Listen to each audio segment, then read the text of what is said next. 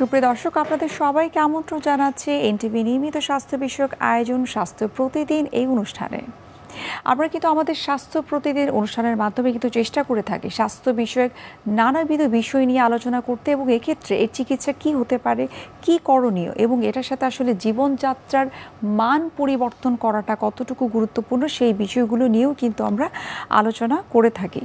সুপ্রিয় দর্শক, আমাদের আজকের আলোচ্য বিষয় হচ্ছে গর্ভবতী মেয়েদের থাইরয়েড এবং ডায়াবেটিস রোগের চিকিৎসা। আর এই বিষয়টি নিয়ে কথা বলার জন্য আজ আমাদের সঙ্গে স্টুডিওতে উপস্থিত রয়েছেন একজন বিশেষজ্ঞ চিকিৎসক।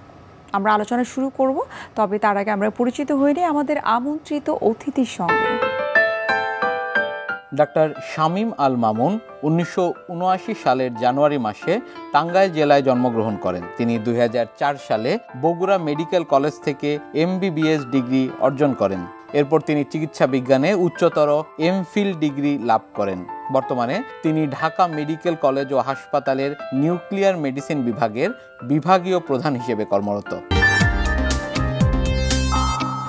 আপনাকে স্বাগত আমাদের আজকের অনুষ্ঠানে। আপনাকে ধন্যবাদ, সেই সাথে এনটিভির অগণিত দর্শককে আমার শুভেচ্ছা। থাইরয়েড এমন একটি সমস্যা যেটি কিন্তু কম বয়সী তরুণী যারা রয়েছে বা প্রাপ্তবয়স্ক নারী যারা রয়েছে সবার মধ্যেই কিন্তু এখন অনেকটা প্রকটভাবে দেখা যাচ্ছে। তার আগে আপনার কাছে একটু জানতে চাই যে এই থাইরয়েড আসলে কি? মানুষের ধারণা যেটা, থাইরয়েডকে তারা আসলে রোগ মনে করে। থাইরয়েড কিন্তু রোগ না কোনো। থাইরয়েড হচ্ছে আমাদের শরীরের গুরুত্বপূর্ণ একটা এন্ডোক্রাইন গ্রন্থি বলি আমরা, যেটা কোথায় থাকে, ঠিক গলার নিচে, ঠিক প্রজাপতির মতো একটা অঙ্গ থাকে। আচ্ছা, সেটাকে আমরা থাইরয়েড বলি। তাহলে আমরা বলছি যে এটা এন্ডোক্রাইন গ্রন্থি। তাহলে এন্ডোক্রাইন যে গ্রন্থি থাকে তার কাজটা কি? কাজটা হচ্ছে যে আমাদের শরীরের অভ্যন্তরীণ যে মেকানিজমগুলো থাকে, আমি ঘুমাচ্ছি, খাচ্ছি, অভ্যন্তরীণ যে তাপমাত্রা, বিভিন্ন সিস্টেমের ক্ষেত্রে বিপাক যে প্রক্রিয়া, সেই প্রক্রিয়াটাকে নিয়ন্ত্রণ করে থাকে এই এন্ডোক্রাইন গ্রন্থির থেকে যে হরমোনগুলো তৈরি হয়।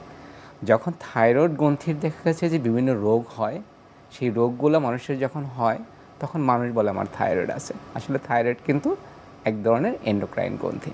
গর্ভবতী মায়েরা যখন গর্ভবতী হয় তখন তো আসলে বিভিন্ন ধরনের কমপ্লিকেন্সি দেখা দিতে পারে, বিভিন্ন ধরনের ডেফিসিয়েন্সি দেখা দিতে পারে, কিন্তু এর মধ্যে যদি তাদের থাইরয়েড জনিত সমস্যা থাকে সেক্ষেত্রে কি কি জটিলতা হতে পারে সেই গর্ভবতী মায়ের? থাইরয়েড যেহেতু একটা এন্ডোক্রাইন গ্রন্থি, এখান থেকে এক ধরনের হরমোন তৈরি হয়, আমরা তাকে বলি থাইরক্সিন, যেটাকে সবাই বলে T4। এই যখন দেখা যায় এই হরমোনটা তৈরি হচ্ছে, সেই হরমোনের বিভিন্ন রকম কাজ থাকে। গর্ভাবস্থায় কাজ থাকে, গর্ভের আগেও কাজ থাকে। অনেক ক্ষেত্রে দেখা যায় যে এই যে থাইরয়েড থেকে T4 আসতেছে, সেটা যদি কম আসে, অর্থাৎ মাত্রায় যদি কম আসে, তাহলে আমরা যে রোগটা হয় তাকে বলি হাইপোথাইরয়েডিজম। আবার যখন এই যে T4 হরমোনটা, যেটা শরীরে অনেক কাজ করে থাকে, সেটা যখন স্বাভাবিকের চেয়ে অনেক বেশি আসে, তাকে আমরা হাইপারথাইরয়েডিজম বলি। একজন মেয়ে যখন গর্ভবতী হয়, এই দুইটা সমস্যা নিয়েই আমাদের কাছে আসতে পারে। অর্থাৎ সে হাইপোথাইরয়েডিজমে ভুগতে পারে, আবার হাইপারথাইরয়েডিজমে ভুগতে পারে। এখন দুইটা রোগী কিসে, তার এই যে গর্ভকালীন সময়টা, সেই সময়টাতে এই দুইটা হরমোনই বা দুইটা রোগী কিন্তু বিশাল প্রভাব বিস্তার করে। আচ্ছা, অর্থাৎ অনেক ক্ষেত্রে দেখা গেছে যে একটা মেয়ে তার কোনো পরীক্ষা নিরীক্ষা কোনো কিছুই করা নেই, গর্ভধারণ করছে, 10 সপ্তাহে তার বাচ্চাটা নষ্ট হয়ে গেল। পরে দেখা গেলো যে সে কোনো পরীক্ষা নিরীক্ষা করে নাই, দেখা গেলো যে তার এই থাইরয়েড জনিত কারণে তার প্রেগনেন্সিটা নষ্ট হয়ে গেছে। এরকম অনেকগুলো সমস্যা, যে সমস্যাগুলো পেতে বলো প্রথম জিনিস যে বাচ্চা নষ্ট হয়ে যেতে পারে। আবার এই থাইরয়েড সমস্যার জন্য বাচ্চার বৃদ্ধি যেটা, সেটা পর্যাপ্ত পরিমাণে বৃদ্ধি না হতে পারে। সেই থাইরয়েডের জন্য বাচ্চা হওয়ার ক্ষেত্রে যে জটিলতাগুলো, সেই জটিলতাগুলো দেখা দিতে পারে। তাহলে আমাদের কাজ কি? বাংলাদেশে প্রচুর মেয়েদের, আমরা সবসময় বলি যে থাইরয়েড কিন্তু মেয়েদের সবসময় বেশি হয়। একজন পুরুষের হলে 10 জন মেয়েদের এই রোগটা হয়। সেটা হাইপোথাইরয়েডিজমের ক্ষেত্রে সবচেয়ে বেশি সত্য। তাহলে প্রথম কাজটা হচ্ছে গর্ভাবস্থায় মেয়েদেরকে আমরা যখন পরীক্ষা নিরীক্ষা করি, তখন স্ক্রিনিং টেস্ট হিসাবে এই থাইরয়েডের একটা পরীক্ষা অবশ্যই তার করা উচিত। করলে আমরা বুঝতে পারি, এবং পরবর্তী গর্ভকালীন সময়টা কিন্তু আমরা তাকে স্মুথভাবে যদি ম্যানেজ করতে পারি, একদম সুন্দরভাবে ম্যানেজ করতে পারি, তাহলে থাইরয়েড জনিত জটিলতা হতে পারে না। আর একটা ব্যাপার ঘটে, সেটা হচ্ছে যে অনেক মেয়েদেরই দেখা যাচ্ছে যে গর্ভধারণ করতে অনেক সময় সমস্যা হয়, যেটা বাচ্চা হয় না আমরা বলি।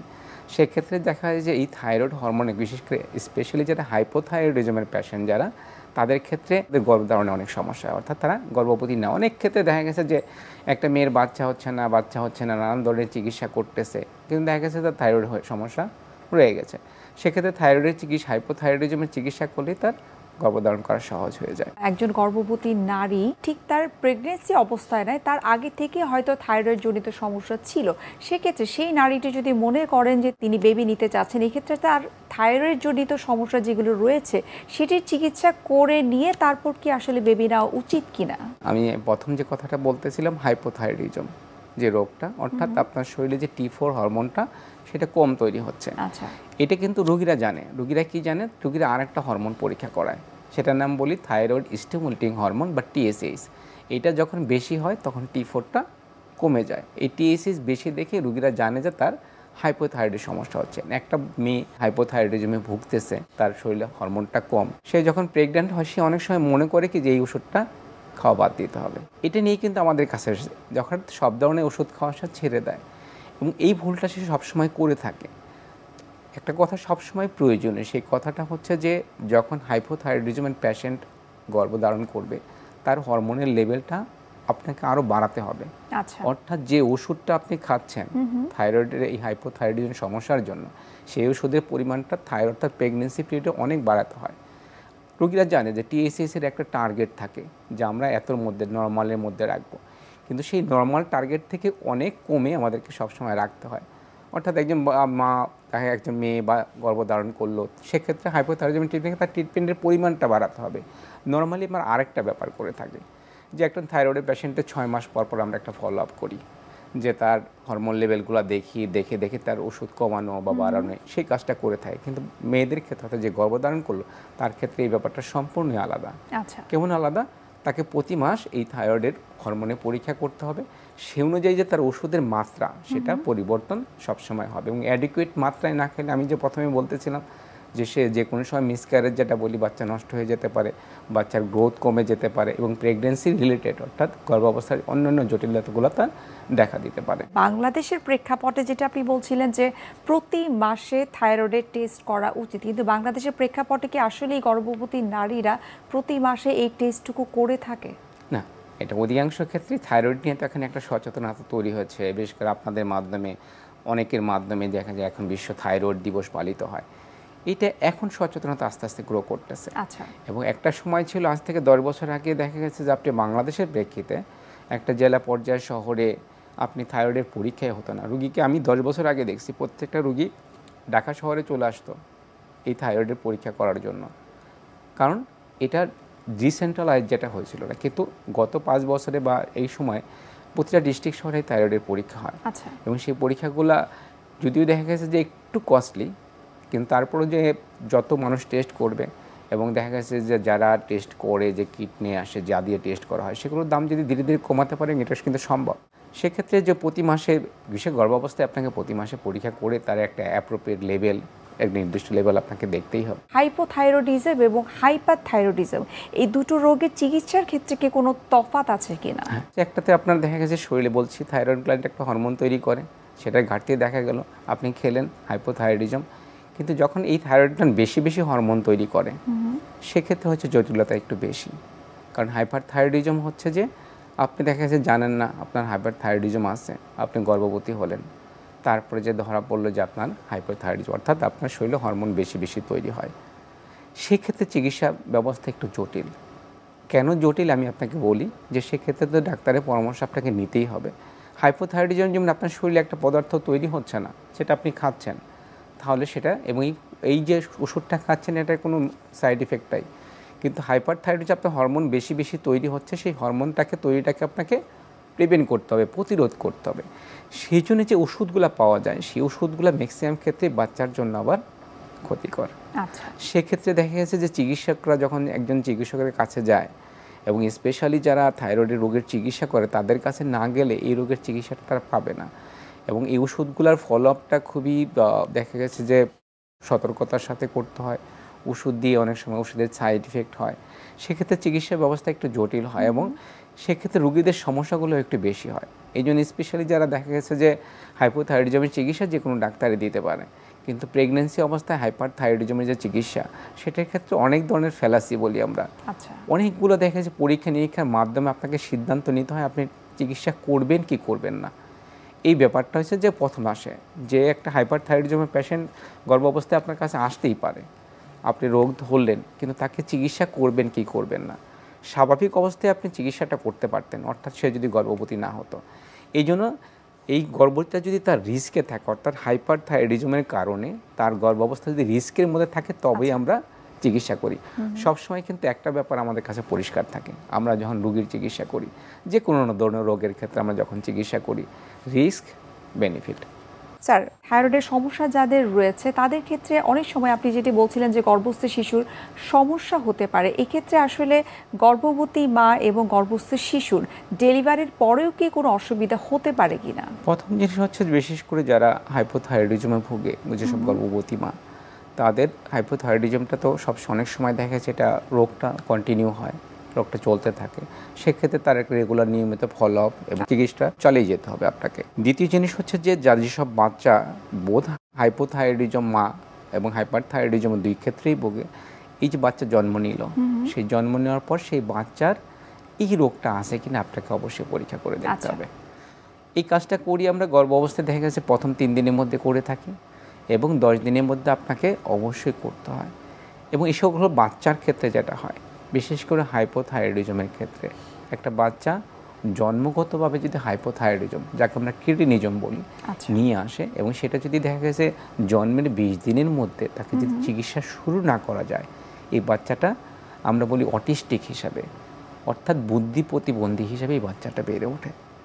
পরবর্তীতে আপনি চিকিৎসা শুরু করতে পারেন, পরবর্তীতে তাকে পর্যাপ্ত, তার 6 মাস পরে শুরু করলেন, 1 বছর পরে।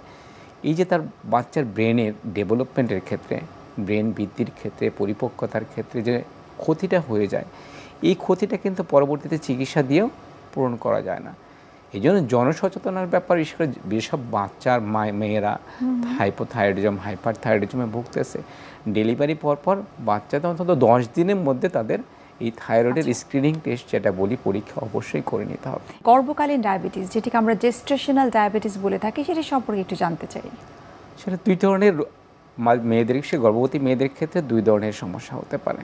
একটা হচ্ছে যে একটা মেয়ে ডায়াবেটিস তার আগে থেকেই আছে, সে গর্ভধারণ করলো, এটা একটা ব্যাপার। আরেকটা ব্যাপার, তার ডায়াবেটিস নাই, কিন্তু দেখা গেছে যে বাচ্চা পেটে আসার জন্য তার ডায়াবেটিস দেখা দিল। এই যে বাচ্চা পেটে আসার জন্য তার যে ডায়াবেটিস দেখা দিল, সেটাকে বলি আমরা জেস্টেশনাল ডায়াবেটিস। তাহলে আপনাকে 2টা ব্যাপারই মাথায় রাখতে হবে। একটা, যার ডায়াবেটিস আছে, গর্ভবতী হয়েছে, তাকে আপনাকে চিকিৎসা করতে হবে। 2 হচ্ছে যার এই যে গর্ভ অবস্থায় ডায়াবেটিস দেখা দেয় কিনা, সেটাও আপনাকে নিশ্চিত করতে হবে। এই নিশ্চিত করার জন্য আমরা 3 সময়ে টেস্ট করে থাকি। প্রথম, গর্ভধারণ করার পরপরই টেস্ট করে থাকি তার ডায়াবেটিসটা আগে থেকে ছিল কিনা, এটা একটা ব্যাপার। দ্বিতীয় ব্যাপার হচ্ছে যে 12 থেকে 14 সপ্তাহের মধ্যে একবার তাকে ডায়াবেটিসের নিশ্চিত পরীক্ষা, ওজিটিটি বলি, সেটা আমরা একবার করে নিই, করে দেখি তার ডায়াবেটিসের কোনো লক্ষণ আছে কিনা। এই বিষয়টা আমরা আরেকটু বিস্তারিত জানবো, তবে তার আগে আমরা একটু দেখে নিচ্ছি আমাদের স্বাস্থ্য প্রতিদিনের নিয়মিত আয়োজন, কি খাবেন কেন খাবেন, এই সেগমেন্টটি। সুপ্রিয় দর্শক, আপনারা দেখছেন এনটিভি নিয়মিত স্বাস্থ্য বিষয়ক আয়োজন স্বাস্থ্য প্রতিদিন, এই অনুষ্ঠানটি। এই পর্যায়ে আমরা দেখে নিচ্ছি বিভিন্ন খাদ্যের পুষ্টি গুণাগুণ নিয়ে আমাদের পুষ্টিবিদের পরামর্শ। বর্তমান সময়ে হাইপোথাইরয়েডিজম একটি কমন প্রবলেম। ছোট থেকে বড় সব বয়সেই কিন্তু এই সমস্যাটি দেখা যায়। থাইরয়েড গ্ল্যান্ড যখন শরীরের চাহিদা মতো পর্যাপ্ত পরিমাণে থাইরয়েড হরমোন তৈরি করতে পারে না, তখনই কিন্তু হাইপোথাইরয়েডিজমের লক্ষণগুলি শরীরে প্রকাশ পেতে থাকে। এই লক্ষণগুলির মধ্যে ওজন বেড়ে যাওয়া, চুল পড়ে যাওয়া, কনস্টিপেশন হওয়া, কারো কারো ক্ষেত্রে ডিপ্রেশনে ভোগা এবং অনেকের ক্ষেত্রে কিন্তু হার্ট রেট কমে যাওয়া ইত্যাদি কিন্তু দেখা দিয়ে থাকে। আর অনেকেরই ধারণা, দর্শক, যে শুধুমাত্র ঔষধ গ্রহণের মাধ্যমেই এই হাইপোথাইরয়েডিজমকে নিয়ন্ত্রণ করা সম্ভব, কিন্তু আসলে কিন্তু তা ঠিক নয়। কারণ ঔষধ গ্রহণের পাশাপাশি কিন্তু কিছু কিছু খাবার নিয়ন্ত্রণেরও প্রয়োজন হয়। ব্রেড, সিরিয়াল, পাস্তা ইত্যাদি গ্লুটেন জাতীয় খাবার কিন্তু খাদ্য তালিকা থেকে বাদ দিতে হবে। তাছাড়া সয়া জাতীয় খাবার যেমন সয়া মিল্ক, টোফু ইত্যাদিও কিন্তু নিয়ন্ত্রণে রেখে আমাদের খেতে হবে। তাছাড়া শরীরে উত্তেজনা সৃষ্টি করে যেমন চা, কফি, গ্রিন টি ইত্যাদির খাবারও কিন্তু ইত্যাদি পানীয়ও কিন্তু আমরা বেশি পরিমাণে খেতে পারবো না, কারণ চা গাছের পাতা কিন্তু মাটি থেকে প্রচুর পরিমাণে ফ্লোরাইড শোষণ করে, যা কিন্তু আপনার হাইপোথাইরয়েডিজমের লক্ষণগুলিকে বাড়িয়ে দিতে পারে। তাই অনেকেই কিন্তু যারা বাড়তি ওজন আছে তারা কিন্তু প্রচুর পরিমাণে গ্রিন টি পান করে থাকেন। তবে আমি বলবো যাদের এই গ্রিন টি পান করার অনেক বেশি অভ্যাস আছে তারা কিন্তু অবশ্যই এ ব্যাপারে সচেতন হবেন। প্রতিদিনের খাদ্য তালিকায় আপনি প্রচুর পরিমাণে আঁশ জাতীয় খাবার অন্তর্ভুক্ত করতে পারেন, কারণ যারা হাইপোথাইরয়েডিজমে আক্রান্ত তাদের কিন্তু ডাইজেশন এবং কনস্টিপেশনের সমস্যা থাকে, আর এই আঁশ জাতীয় খাবার কিন্তু আপনার ডাইজেশন এবং কনস্টিপেশন দূর করতে আপনাকে সাহায্য করবে। প্রতিদিন 8 থেকে 12 গ্লাস পানি পান করা উচিত, কারণ মেটাবলিজমের জন্য কিন্তু প্রচুর পানি প্রয়োজন হয়। হাইপোথাইরয়েডিজমের কারণে যেহেতু প্রচুর পরিমাণে ওজন বাড়ে, তাই দর্শক অবশ্যই আপনার প্রতিদিনের ডেইলি অ্যাক্টিভিটি একটু বাড়াতে হবে এবং সেই সাথে কিছু পরিমাণ এক্সারসাইজ করতে পারেন প্রতিদিন, তাহলেই কিন্তু আপনি আপনার ওজনটাকে একটু নিয়ন্ত্রণ করতে পারবেন। প্রতিদিন অন্তত 30 মিনিট ফ্রি হ্যান্ড এক্সারসাইজ করতে পারেন। কিছু স্পেসিফিক ফুড আছে যা কিন্তু থাইরয়েড ফাংশনে ইন্টারফেয়ার করে, যেমন ভেজিটেবলসের মধ্যে ব্রকলি, বাঁধাকপি, ফুলকপি, শালগম, বেগুন, পালং শাক ইত্যাদি, এবং ফ্রুটসের মধ্যে যেমন স্ট্রবেরি, পিচ, পিয়ার্স, গ্রেপস ইত্যাদি কিন্তু খুব বেশি পরিমাণে খাওয়া যাবে না। তাছাড়া artificial sweetener, soya sauce, mayonnaise ইত্যাদিও কিন্তু খুব বেশি পরিমাণে খাওয়া যাবে না। আর দর্শক খেয়াল রাখতে হবে এই খাবারগুলি যাতে আমাদের প্রতিদিনের খাদ্য তালিকায় না থাকে, তবে অকেশনালি মাঝে মাঝে এই খাবারগুলি খাওয়া যাবে। তাই যারা হাইপোথাইরয়েডিজমের সমস্যায় ভুগছেন তাদের উদ্দেশ্যে আমি বলবো অবশ্যই ঔষধ গ্রহণের পাশাপাশি কিন্তু খাবার নিয়ন্ত্রণের দিকেও খেয়াল রাখবেন, তাহলেই কিন্তু আপনি এই হাইপোথাইরয়েডিজমের সমস্যাকে নিয়ন্ত্রণ করতে পারবেন। স্যার, আপনি বলছিলেন যে গর্ভকালীন অবস্থায় আসলে 2 থেকে 3 ধাপে ডায়াবেটিস পরীক্ষাটি করা হয়, সেই সম্পর্কে আরেকটু বিস্তারিত জানতে চাই। প্রথম জিনিস যে প্রথমে যদি আমরা প্রেগনেন্ট হয়ে যাই তাহলে একবার টেস্ট করে দেখি তার ডায়াবেটিস আগে থেকে আছে কিনা। আচ্ছা। দ্বিতীয় জিনিস 12 থেকে 14 সপ্তাহের মধ্যে একটা নিশ্চিত পরীক্ষা করে থাকি, সেক্ষেত্রে আমরা নিশ্চিত হই তার এই যে জেস্টেশনাল ডায়াবেটিস যেটা বলতেছি, বাচ্চা পেটে আসার জন্য যে ডায়াবেটিস সেটা হলো কিনা, 22 থেকে 24 সপ্তাহের মধ্যে। আচ্ছা। দেখেন টার্গেটটা আলাদা। টার্গেটটা কেমন আলাদা, যে মানুষ একজন সুগার মনে করলো 9, সে বলবে তো আপনার তো ডায়াবেটিস নাই। একজনে মনে করতেছে 8, তো ডায়াবেটিস নাই। তো গর্ভাবস্থায় কিন্তু এই টার্গেটটা টোটালটাই পরিবর্তন হয়ে যায়। অর্থাৎ দেখেন যে নরমাল ডায়াবেটিস রোগীদের থেকে একটু আলাদা এবং নিয়ন্ত্রণের মাত্রাটাও পরিবর্তন হয়। আমি শুধু সংক্ষেপে এই কথাটা বলি যে যাদের জেস্টেশনাল ডায়াবেটিস ধরা পড়লো, একজনের দেখা গেছে যদি না খেয়ে তার সুগারের মাত্রাটা 5.3 বেশি হয়, 5.3 তো অনেক কম, আপনি তো বলবেন 5.3 মানে তার ডায়াবেটিস নাই, এবং খাওয়ার 2 ঘন্টা পরে সেটা যদি 6.7 বেশি হয়, তাহলে কিন্তু তাকে ডায়াবেটিস জনিত যে জটিলতা বা ডায়াবেটিসের চিকিৎসাটা আমরা গর্ভাবস্থায় করে ফেলি। আচ্ছা। তখন পর্যন্ত তাহলে টার্গেটটা কত, একজন গর্ভবতী মায়ের ক্ষেত্রে ডায়াবেটিসের যে সুগারের মাত্রা তার টার্গেটটা কত, টার্গেটটা হচ্ছে না খেয়ে 5.3, এবং এটা আপনাকে নিয়ন্ত্রণ করতে হবে। 2 হচ্ছে খাওয়ার 2 ঘন্টা পরে 6.7।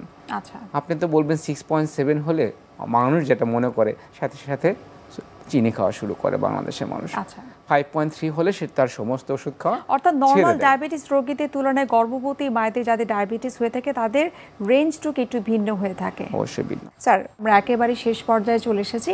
আশা করি আমাদের আজকের অনুষ্ঠানের মাধ্যমে যাদের ডায়াবেটিস রয়েছে, বিশেষ করে যারা গর্ভবতী মা, তারা অনেক গুরুত্বপূর্ণ কিছু ইনফরমেশন জানতে পেরেছে। আপনাকে অসংখ্য ধন্যবাদ এবং শুভকামনা এনটিভির পক্ষ থেকে। আপনাকেও ধন্যবাদ। সুপ্রিয় দর্শক, এতক্ষণ আপনারা দেখছিলেন এনটিভির নিয়মিত স্বাস্থ্য বিষয়ক আয়োজন স্বাস্থ্য প্রতিদিন এই অনুষ্ঠানটি। আজ আমরা কথা বলছিলাম গর্ভবতী মায়েদের ডায়াবেটিস এবং তাদের থাইরয়েড জনিত সমস্যা নিয়ে। সুপ্রিয় দর্শক, এই পর্যায়ে আমরা দেখে নিচ্ছি আমাদের আগামী পর্বে কি থাকছে। একনি নামটা আমাদের খুব পরিচিত, মুখের মধ্যে ব্রণ কে না জানে, মুখের মধ্যে ব্রণ হচ্ছে, আমাদের বয়স অনুযায়ী এটা হতেই থাকে। কিন্তু আরেকটা জিনিস আছে যেটাকে আমরা বলছি একনি ইনভার্সা, সেটা হচ্ছে আমাদের ভাজে ভাজে হয়, যেমন আমাদের বগলে হয়, মেয়েদের ব্রেস্টের নিচে, কুচকিতে, বাটকের এরিয়াতে এরকম বড় বড় ফোড়া হতে থাকে এবং ওটা পেকে যায়, ওখান থেকে পুঁজ বের হয়ে আসতে থাকে। এই জিনিসটা নিয়ে কথা বলাটা খুব জরুরি, এটা নিয়ে আমরা খুব কথা বলি না, কারণ এটা খুব বাজে একটা রোগ এবং একবার যদি হয় এটা অনেক লম্বা সময় লাইফ লং এটা কন্টিনিউ করতে পারে। এবং এটা যেটা হচ্ছে যে আর্লি ডায়াগনোসিস যদি আমরা করতে পারি তাহলে কিন্তু এটাকে অলমোস্ট কিউরেবল বলছে, ভেরি ডিফিকাল্ট কিওর, বাট যদি আমরা আর্লি ডায়াগনোসিস করতে পারি তাহলে এটাকে আমরা খুব ভালো রাখতে পারি। বিশ্বের যে কোনো প্রান্ত থেকে যে কোনো সময় এনটিভির জনপ্রিয় অনুষ্ঠান স্বাস্থ্য প্রতিদিন দেখতে পারে ভিজিট করতে পারেন আমাদের পূর্ণাঙ্গ পোর্টাল www.ntvbd.com এছাড়াও এনটিভির বিভিন্ন ধরনের জনপ্রিয় অনুষ্ঠান এবং নিউজ আপডেট পেতে আপনারা ভিজিট করতে পারেন আমাদের ইউটিউব চ্যানেল এবং ভেরিফাইড ফেসবুক পেজে। সুপ্রিয় দর্শক, আজ এখানে শেষ করতে হচ্ছে। দেখা হবে আবারও আপনাদের সঙ্গে। সে পর্যন্ত আপনারা ভালো থাকুন, নিরাপদে থাকুন এবং সুস্থ থাকুন।